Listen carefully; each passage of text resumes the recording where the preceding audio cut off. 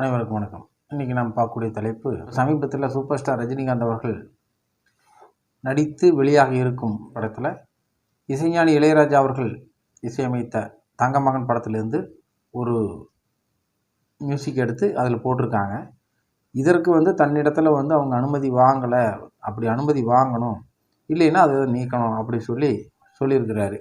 இது விஷயமாக என்ன நடந்தது, இதனுடைய ஆரம்பம் என்ன, எது சரி எது தவறு அப்படிங்கிறதுக்கான விஷயத்துக்குள்ளே நம்ம போகலை. ஏன்னா இது ரிலேட்டடான இருக்கக்கூடிய விஷயங்கள் ஏற்கனவே கடந்த மாதம் முழுக்க நிறைய வீடியோக்கள் வந்துருச்சு. அது விஷயமாக நிறைய பேர் பேசிட்டாங்க. பொதுவாக ஒரு சம்பவம் நடந்தாக்கா அது என்ன நடந்துச்சு, எப்போ நடந்துச்சு, அது என்ன அப்டேட்டு அப்படிங்கிற விஷயங்களை நம்ம சொல்கிறது இல்லை. ஆனால் அதை பற்றி சொல்கிறதுக்கு ஏற்கனவே நிறைய சேனல்ஸ் இருக்குது, அவங்க சொல்லுவாங்க.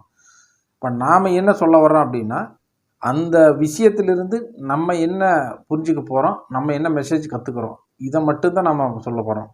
அந்த வகையில் இந்த விஷயத்தில் இளையராஜா அவர்கள் என்ன பதில் சொன்னார், அது நமக்கு என்ன அதுலேருந்து ஒரு மெசேஜ் அப்படிங்கிறத பற்றி நம்ம இதில் பார்ப்போம். கடந்த வாரம் முழுக்க யூடியூப்பில் இதை பற்றின நிறைய வீடியோஸ் போட்டிருப்பாங்க. அதில் இளையராஜா செஞ்சது சரி தவறு அப்படின்னு சொல்லி கொஞ்சம் பேர் போட்டிருப்பாங்க. அவருக்கு ஆணவம் அதிகமாக இருக்குது, அதனால் அவர் இப்படி பேசுகிறாரு அப்படின்னு சொல்லியிருப்பாங்க. இன்னொருத்தர் இவர் ஏற்கனவே காசு வாங்கிட்டார் ப்ரொடியூசர்கிட்ட, அவர் மறுபடியும் இது கேட்கறக்கு ரைட்ஸ் கிடையாது அப்படின்ற இன்னொரு வீடியோவில் இதே மாதிரி பாடல் ஆசிரியரும் காசு கேட்டாக்க என்ன பண்ணுறது அப்படி சொல்லி ஒவ்வொருத்தரும் ஒவ்வொரு விதமான கருத்துக்களையும் தன்னுடைய குற்றச்சாட்டுகளையும் வைத்திருப்பாங்க. பொதுவாக மனிதனுடைய இயல்பு என்னன்னா, தன்னுடைய பிரச்சனைக்கு வக்கீலாக செயல்படுவார்கள், பிறருடைய பிரச்சனைக்கு ஜட்ஜாக மாறிவிடுவார்கள் அப்படின்னு ஒரு பழமொழி இருக்குது. அதாவது தன்னுடைய பிரச்சனைன்னு வந்தாக்க அது இல்லை நான் செஞ்சதுதான் நியாயம் அப்படி சொல்லி வாதாடுவோம். அதே மாதிரி பிறருடைய சமாச்சாரம் ஒன்று வந்துருச்சுன்னா உடனடியாக அதுக்கு தீர்ப்பு சொல்லிடுவோம், இது சரி இது தப்புன்னு சொல்லி. இந்த மாதிரி விஷயங்களை தான் நம்ம பண்ணிக்கிட்டு இருப்போம். அதே மாதிரி தான் இந்த விஷயத்துலையும். உதாரணமாக நம்ம வீட்டுக்கு பக்கத்தில் ஒருத்தர் புதுசாக வீடு கட்டிகிட்டு இருக்கார். அவர் எவ்வளவு எஸ்டிமேட் போட்டிருக்கிறாரு, லோன் வாங்குறாரா கை காசு போட்டு கட்டுறாரா அப்படிங்கிற எந்த டீட்டெயில் நமக்கு தெரியாது. இதை பற்றி நம்ம இதுவரைக்கும் கேட்டதும் இல்லை. ஆனால் ஏதாச்சும் நேற்று நின்று அவர் கூட பேசிகிட்டு இருக்கிறேன், ஒருத்தர் வந்தார், இந்த மாதிரி நீ வீடு கட்டுறையே அதுக்கு என்ன முதல் கேள்வி, நீ லோன் போட்டுக்கிறியா இல்லை கை காசா அப்படி சொல்லி தெரிஞ்சுக்கணும்னு ஆர்வமாக கேட்குறாரு. இல்லைங்க இவர் லோன் தான் போட்டுக்கிறேன்னு சொன்னதுக்கப்புறம் அவருக்கு மனசு நிம்மதி ஆயிடுச்சு. அதுக்கப்புறம் நான் கேட்குறேன், ஏங்க இந்த மாதிரி நீங்கள் லோன் போட்டு கட்டினா என்ன, கடன் வாங்கி கட்டினா என்ன, இல்லை அது கை காசு போட்டு கட்டினா என்ன, எப்படி வந்தாலும் நாளைக்கு நீங்கள் தான் கட்ட போகிறீங்க, நாளைக்கு கடன் என்ன அவங்களே கட்ட போகிறீங்க, இதை தெரிஞ்சு அவங்க என்ன பண்ண போகிறாங்க அப்படி சொல்லி கேட்கும்பொழுது அவங்க சொன்னாங்க, இவர் மட்டும் இல்லை இதுக்கு முன்னாடி நிறைய பேர் இந்த மாதிரி என்கிட்ட கேட்டுருக்காங்க, நீ லோன் போட்டு கட்டுறியா அல்லது கை காசு போட்டு கட்டுறியான்னு எனக்கு தெரியும்னு சொல்லி நிறைய பேர் கேட்குறாங்க. அப்படின்னு உடனே கை காசு போட்டு கட்டுறேன்னா இது எப்படி உனக்கு காசு வந்துச்சுன்னு தெரிஞ்சுக்கிறதுக்கு ஒரு ஆர்வம், லோன் போட்டு கட்டுறாங்க அப்படின்னா சரி கடன் வாங்கி கட்டுறாங்கன்னு சொல்லி நினச்சிட்டு ஒரு சந்தோஷத்தில் போயிடுறாங்க. எதுக்காக நம்ம சொல்ல வர்றோம் அப்படின்னா, நம்ம சுற்றி இருக்கிறவங்க ஒரு வண்டி எடுக்கிறாங்க, ஒரு வீடு கட்டுறாங்க, என்ன பண்ணுறாங்க ஏது பண்ணுறாங்க, என்ன துணி போடுறாங்க, என்ன பண்ணிகிட்டு இருக்கிறாங்க அப்படிங்கிறதெல்லாம் அப்டேட்டில் தினசரி தெரிஞ்சுக்கிறதுக்கு ரொம்ப ஆர்வமாக இருக்கிறோம்.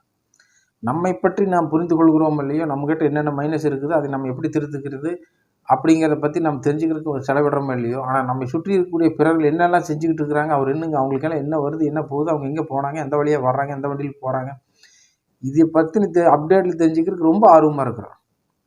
இந்த மாதிரியான ஒரு செயலிருந்து இந்த கேள்வியை நம்ம இளையராஜா செஞ்ச சரி தவறு அப்படி சொல்லி எல்லாருமே நம்ம பேசிக்கிட்டு இருக்கிறோம். இதற்கு அவர் என்ன பதில் சொன்னார் அப்படின்னா, கடந்த ஒரு மாத காலமாக நான் செய்தது சரி தவறுன்னு சொல்லி எல்லாருமே ஜட்ஜாக மாறி தீர்ப்பு சொல்லிட்டு இருக்கிறீங்க. இது குறித்து என்கிட்ட நிறைய பேர் என்னோடய நண்பர்கள் எல்லாம் சொன்னாங்க. ஆனால் நான் அவங்களுக்கு சொன்னது என்னென்னா, என்னை சுற்றி இருக்கிற இந்த மக்கள் என் மேல் என்னென்ன குறை சொல்கிறார்கள், இல்லை என்ன பேசிக்கிறாங்க அப்படிங்கிறத பற்றி கேட்குறதுக்கு நான் தயாராக இல்லை.